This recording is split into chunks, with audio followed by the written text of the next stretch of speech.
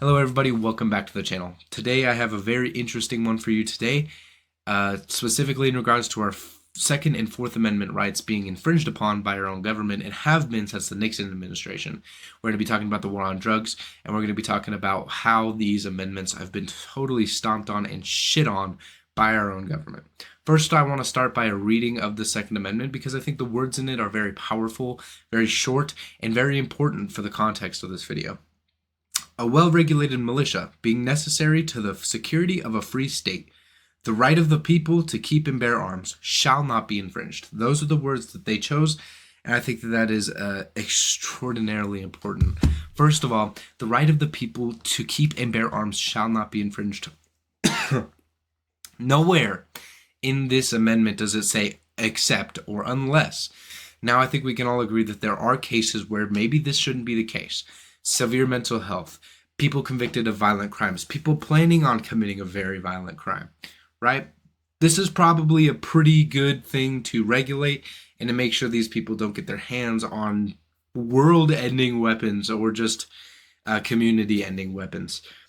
Now, first of all, I want to state the idea that somebody should be imprisoned or extorted for something as simple as cannabis is insane and totally out of the realm of reasonability and science. It comes from absolutely nowhere but prejudice and ridiculous people like Nixon. Nixon's advisor stated publicly that we couldn't make it illegal to be black or anti-war. So we associated black people with heroin, and we associated the hippie anti-war with psychedelics and marijuana. That should be crazy for every single person to hear, considering that was Nixon's advisor. Don't even get me started on some of the things that the people around Nixon and were in charge of making these laws said. For instance, one of them being marijuana, the drug that makes white people or black people feel as good as white people. Marijuana, the drug that makes white women want to sleep with black men. Ooh, holy shit, you guys. What the fuck? This is where these laws come from. And honestly, there's no science to back anything that states that cannabis is dangerous. Now, I want to say we have alcohol. Alcohol is the most used drug in this state, and it kills 4.5% of the global population. 4.5 out of everybody who's ever died dies because of alcohol. If you had 100 people in the room, 4.5 of them, I don't know how a half works, but 4.5 of them would die because of alcohol. That should be mind-blowing to you, and that should be sickening. That this is an unregulated substance and that this is widely spread around. Yet, God forbid you have a joint, here's what's going to happen to you. Still today in America, you're going to be put in handcuffs, thrown in the back of a patrol car. You're going to be told that, hey, you pay a $700 fine, not to mention possible expungement fees, totaling about $1,000 for your first ever conviction. You might also spend a month to 6 months in jail. What? Are you kidding me? The fact that the government still threatens this stuff is absolute extortion. You're threatening somebody with months of imprisonment over cannabis? Now, don't get me wrong, it's changed a lot. You used to be imprisoned for decades because of cannabis, so a little clap for progression there, guys. But the fact that this is still the case in today's progressive society is fucking sickening. And anybody that wants to challenge that agreement, I would love to have a debate with you. Because holy shit, all of the things that people have brought up to me are nonsensical. Absolutely nonsensical. I've heard DUIs will get raised if we legalize cannabis. Not true. Look at what happened in Colorado. DUIs went down. DUIs went down. How does that make sense? When a substance gets legalized and, obviously more people are going to use them, DUIs went down? That's interesting. That's interesting indeed. Secondly, supposedly it causes schizophrenia. Go read that study legitimately. Look at the rate it supposedly causes schizophrenia, and then look at the national rate for schizophrenia. It's statistically insignificant. That's how low it is. Get the fuck out of here, man. I'm so sick of these arguments, bro. What it really shouldn't be happening is your right to bear arms is stripped from you. Because of cannabis, your Second and Fourth Amendment rights are absolutely taken from you. First of all, the odor of cannabis, just the odor of it, gives the police the right to search and seize your property without a warrant. That's interesting. That's really interesting. That's absolutely against the Constitution, but very interesting. No-knock raids have killed children. And a lot more than a couple. Hundreds of children have died. Tens of thousands of people have died due to no-knock raids in this country. And you want to know what it's all for? Because they're scared you're going to get rid of evidence. The war on drugs has killed hundreds of thousands of people. All over a substance that somebody decides to put in their own body. Not to mention the fact that the Mexican cartels are quite literally a product of these laws. The cartels are not just evil people trying to do evil things. What happened was they were a poor, suffering country, and then guess what? A illegal black market, drug market comes right above them. That's really easily to exploit. And in fact, the CIA promotes them exploiting it. That's really weird that we're blaming them for these problems. First of all, fuck you, government. You've killed an insane amount of people. You were warned. Nixon was warned by his public health advisor that making cannabis legal will have detrimental health effects. And it did. And it did. You put people on opiates instead of something like cannabis, which has a 0 death report. And also the addiction rate, mind you, is extraordinarily low. The rate of abuse is extraordinarily low. Mind you, this is a Schedule 1 substance. High rate of addiction, high rate of abuse, and no medical value. Are you kidding me? First of all, almost everything in Schedule 1 has medical value. Hate to break that to you. The only thing that should actually be Schedule 1 is alcohol. Name one medical benefit to alcohol. I'm sorry, you can't. If you put anything in the comments down below, you just lied to yourself. Go look at studies to try and tell me that's actually the case. Cannabis has a significant amount of health benefits. Heroin was used before morphine, and in fact is still, morphine is almost a direct cousin to heroin. Fentanyl is also used constantly in anesthesia. Jesus Christ, I don't know why it took me so long to figure that out.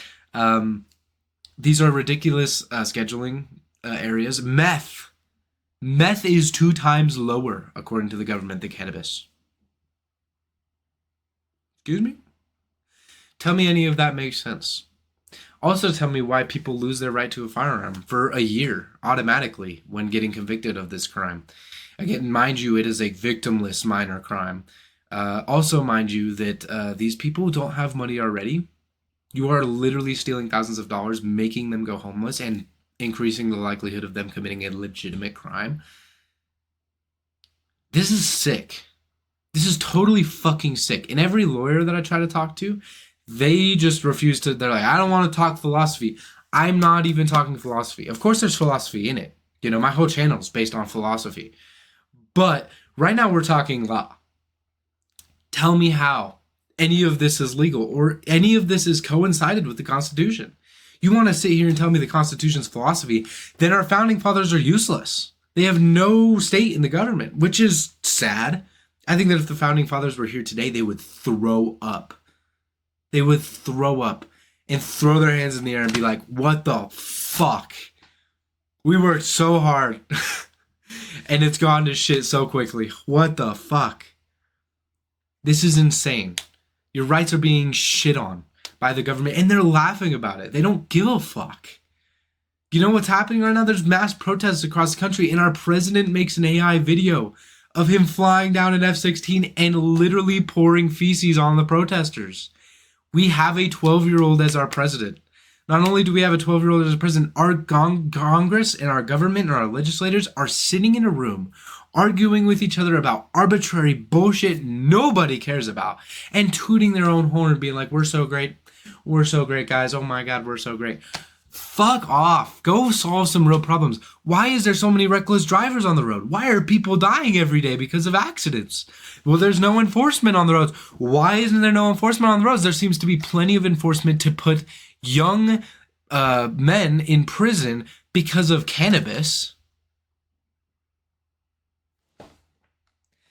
I am sick and tired of everything that is going on right now, and I pray for my country, and I'm agnostic.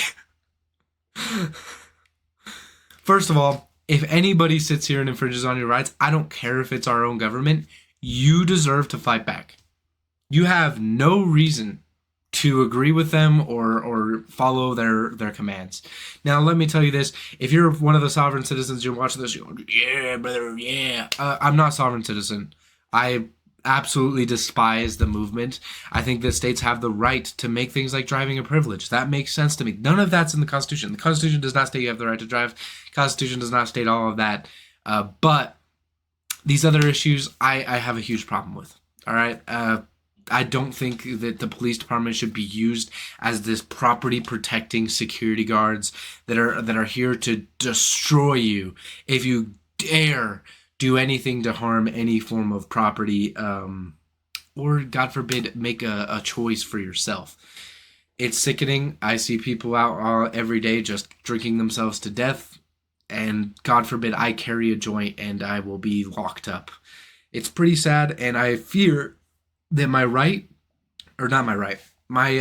want to become law enforcement is going to be completely squashed because of the things that I say. And not only the things that I say, but the things that I believe in, the things that I have done. Personally, I don't smoke anymore. I just kind of stopped enjoying it as much. Now, trust me, I really would rather smoke than drink a beer, like as an occasion thing. But I won't be able to do that if I decide to choose law enforcement. Now, I personally have stopped for a few months. I plan on stopping for an entire year in the hopes of interviewing for law enforcement and genuinely making these types of changes in that community. But I don't think that's going to happen. I think that the second any of these videos get out, my chance is going to be completely squashed. And understandably, why would you want somebody like me who wants to genuinely help people, protect people, and do everything that they can to change what's going on and to make my community better when you could just hire a guy that'll listen to you and not give a fuck?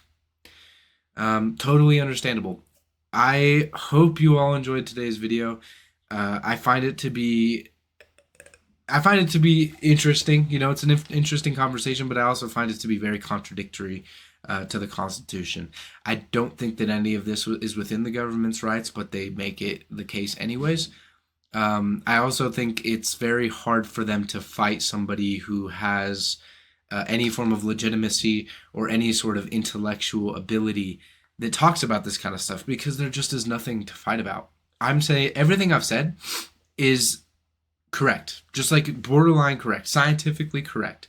There is nothing you can do to really state what I've said is incorrect. Now, I will say some of it probably, maybe a little bit. Please do challenge my beliefs. I'm not saying that, but as far as the Constitution goes, and my comparison to the Constitution, and the fact that it doesn't make sense, that's correct. Now, you can sit here and tell me, oh, well, the court approved this and the court approved that. Well, the court supposedly shouldn't have the power of the Constitution.